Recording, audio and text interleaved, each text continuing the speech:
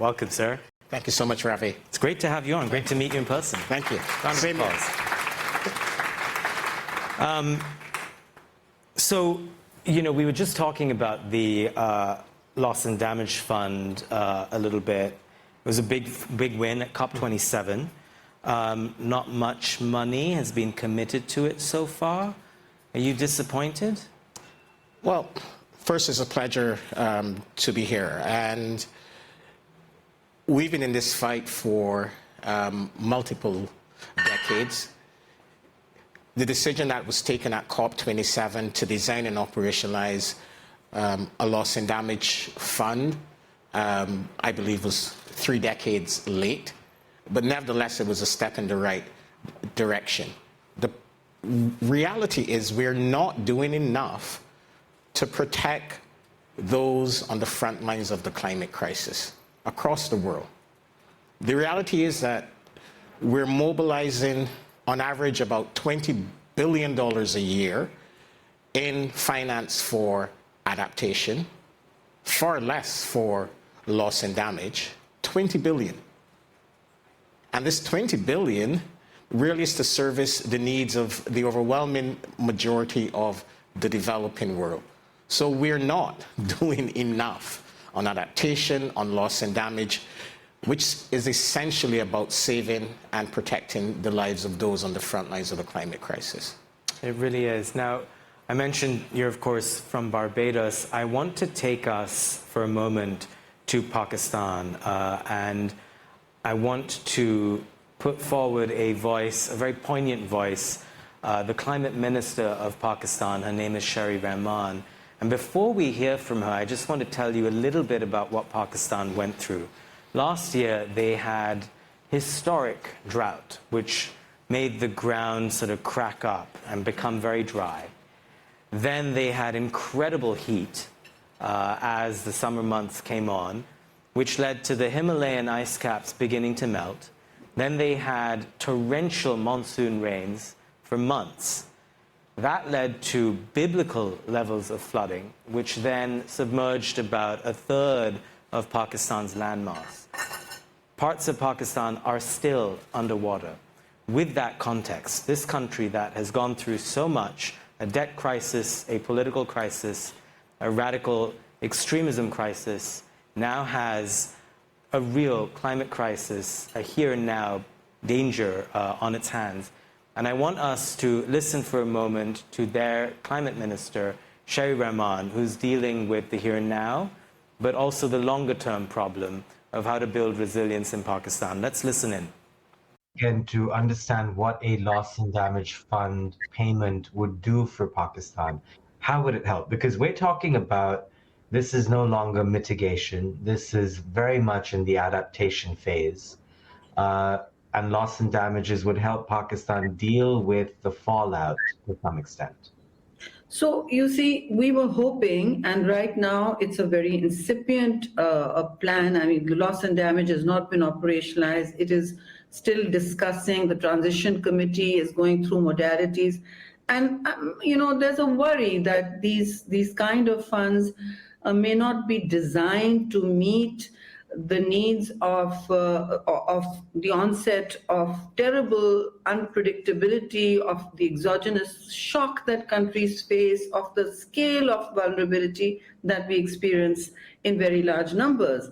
So I think it's not just about Pakistan. It's about all those, especially small emitters, who then don't have any tools to change their future. I mean, if Pakistan goes completely green and renewable tomorrow, then we still will experience this level of burn. And we have been for 3 years running in the south of the country, the hottest place on the planet, 53.7 degrees, is not fit for human cultivation or habitation, right? You can fry an egg on the pavement, but will you be standing there to eat it? It's that hot.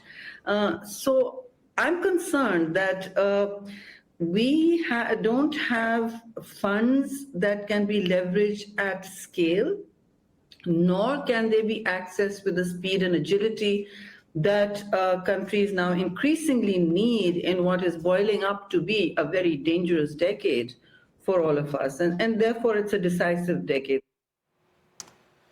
Gosh, Selwin, she said you can fry an egg on the pavement, but you might not be around to eat it.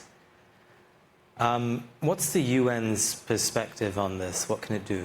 Well, the reality is that what we're seeing in Pakistan, or what we saw in Pakistan, that's the present reality of the developing world, most of the developing world. And this is at warming levels of 1.1 degrees Celsius above pre-industrial levels, right?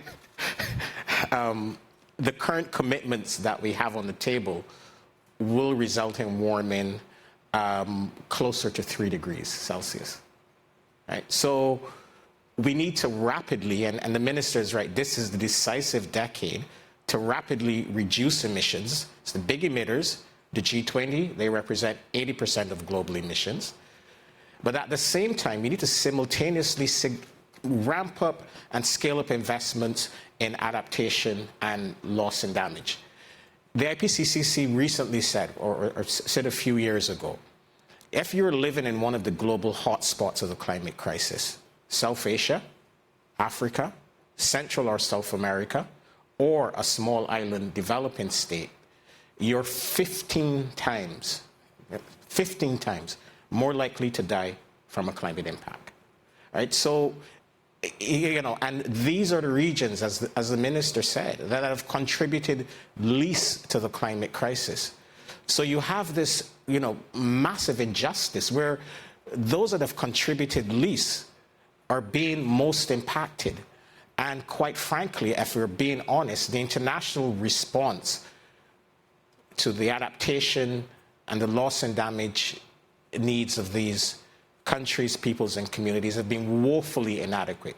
So this is why the Secretary General has been such a massive supporter and voice of reason, advocating for securing and delivering climate justice to those on the front lines of the climate crisis. I'm encouraged by the discussion on climate justice in the United States and in Europe. But climate justice does not stop at your national borders. It must be extended globally to those that are on the front lines that have not contributed to this crisis.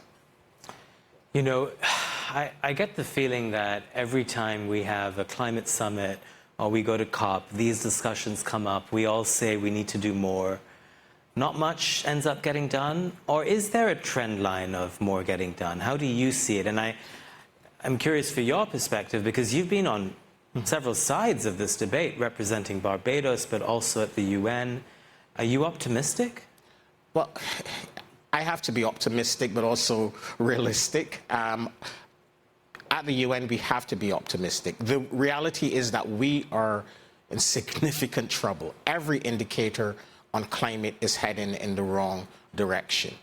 But the good news is we have the financial and technological tools to solve and address many of the challenges that we face. You know, it's often said political will. Yes, political will is absolutely essential. And we need political will and we know where we need that political will. We need the big emitters. We need the rich countries to be more ambitious domestically, but also internationally. And we need them to work together. We need absolutely, and this is one of the reasons why the Secretary General has called for a G20 solidarity pact. This is why he's called for this acceleration agenda. We need them to set aside their divisions, their tensions, and work on climate together. Climate and addressing this climate crisis, it needs to be an area of cooperation and collaboration, not on conflict or confrontation. So what makes me optimistic is that we can still solve this. Renewables, we know that renewables can help us to rapidly decarbonize energy systems. We know that emissions from energy, they represent about 75 to 80% of total global emissions. And we know that renewables, you know, it can be seen as almost the vaccine for the climate crisis. But we need rapid an accelerated deployment of renewables, not only in the United States, not only in Europe or the G7, but in the developing world. And we need to help these countries to overcome the barriers and difficulties of this rapid required deployment of renewables. And we already have some models on how to do this. The Just Energy Transition Partnerships that were launched over the course of the last 2 years in South Africa, Indonesia, and in Vietnam represent a good template for, how to engage and support large emerging economies.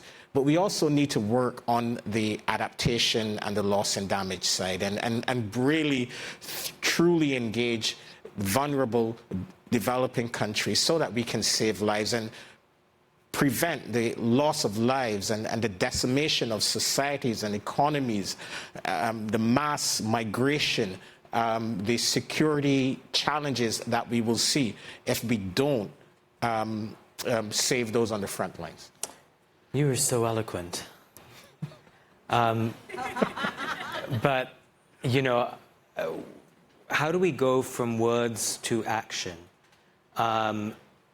Is there any legal mechanism or any pressure that the UN can put to bear on the countries that aren't doing enough?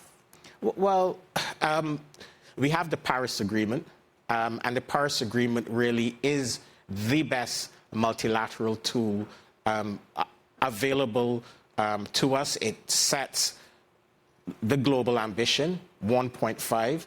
It has transparency mechanisms and systems in place to allow us to verify what countries are doing. But countries decided long ago that they did not want a mechanism to punish them for not living up to their commitments on climate. And this is similar, and this is similar to other issues as well. It's not limited to climate. But the fact that we have a Paris Agreement where all countries have made commitments, they're vastly insufficient, they're woefully inadequate, but we have this international framework. It allows us then to continue to put pressure, political pressure, on countries, but the reality is ultimately it is up to countries. It is up to countries to take the actions that are absolutely necessary. You can be assured that the Secretary General, he will continue to be that voice of ambition. He will continue to serve as a neutral and honest broker. He will continue to be a truth teller, which is absolutely important in an environment where there is this deficit of trust between countries, but also a deficit of trust between people and the institutions that govern them. So the answer is we will continue at the UN to push with the tools and instruments that we have. But we need countries to step up. We need countries to truly lead. You cannot anoint yourself as a climate leader and still be expanding fossil fuels, whether you're a government or whether you are a corporation. Indeed. Well, I promised that we would run this in a very democratic manner. If you haven't sent in questions yet, please do. There's a QR code for those of you who are seated here. If you're watching this on live stream, hit the question button. I'm going to call on my colleague Claire, who's been collecting questions, and she has one that she's going to pose to you, Mr. Hart. Thanks. We have a question from Fatin Ibrahim here in Washington, D.C. He's wondering, in your opinion, what more can multilateral development banks do to support the climate agenda beyond climate finance, given their development mandates and limited political role? Thank you so much. That's a fabulous question. And I served on the board of an MDB a couple of years ago. The MDBs, they occupy a unique and privileged, I say privileged position in the global financial architecture at the intersection between public and private finance. They absolutely can do significantly more to mobilize private finance at scale in the developing world. The reality is 75% of global emissions are in the developing world. And we need to rapidly scale up renewable energy investments across the developing world. But developing countries face a number of obstacles, the biggest being the high cost of capital. Same technology, but different geographies. The cost of capital for a renewable energy investment in Pakistan before the rise in interest rates was about 20%. Same investment in the US or Europe, 1%. Wow. Right? 1%, whether it's equity or debt, 1% in or less in the US or Europe, close to 20% in Pakistan, 20% in Nigeria. Now the MDBs, they can help private investment or help these developing countries to lower that cost of capital, to significantly lower that cost of capital with guarantees, flexible instruments, as well as deploying policy tools to help countries to reform domestic markets to incentivize private investments. So the MDBs have a massive, massive, massive, massive role to play in helping to accelerate the deployment of renewable energy. They also have a massive role to play on the adaptation and resilience side. Adaptation, it's agriculture, food, water, infrastructure. These are all sectors that the development banks have decades of experience in and really can help the developing countries to attract the types of investments that are needed in these sectors to save lives and protect livelihoods. So but it requires consistent, visionary leadership in these institutions. It requires these institutions to get very clear mandates from their majority shareholders. And, in the case of the World Bank, IDB, the majority shareholder is the United States. And the U.S. has a really massive role to play in driving reform, massive reform of these institutions so that they can play the role that is required in a crisis situation. And the World Bank has a new leader. Everyone will be looking out to see what Ajay Banga does.